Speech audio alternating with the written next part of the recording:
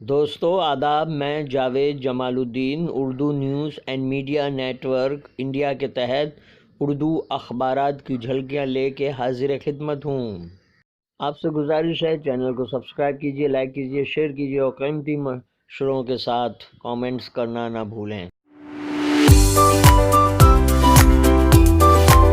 آج بروز جمعرات 30 جنوری 2020 صبح کے 9 بج چکے ہیں۔ پیش خدمت ہے اردو اخبارات کی جھلکیاں۔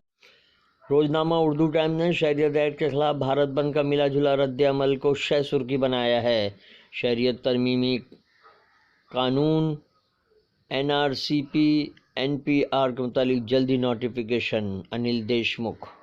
مدن پورہ کے احتجاجی دھرنے میں خواتین کی تعداد بڑھ گئی۔ ریلوے نے اب تک کا سب سے بڑا ٹکٹ بکنگ گینگ پکڑا۔ میونسپل انتظام مختلف منصوبوں میں متاثرہ لوگوں کے لیے 14,000 مکانات تعمیر کریں گے۔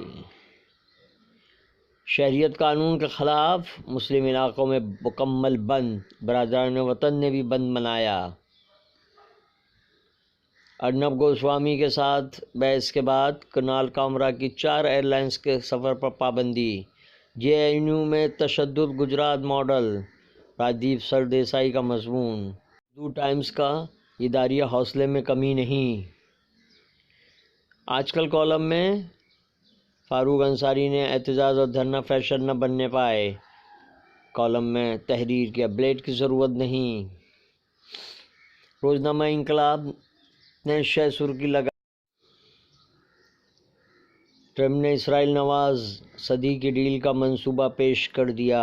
امریکہ کے صدر ڈونلڈ ٹرمپ نے منگل کی شام قضیہ فلسطین کے حل کے لیے اپنا نام نہاد امن منصوبہ پیش کر دیا۔ تفصیلات کا اعلان کرتے ہوئے کہا کہ منصوبے میں مقبوضہ بیت المقدس کو اسرائیل کا دارالحکومت قرار دیا گیا ہے۔ فلسطین کے مقبوضہ مغربی کنارے میں یہودی آباد کاری کو بھی تسلیم کر لیا گیا ہے۔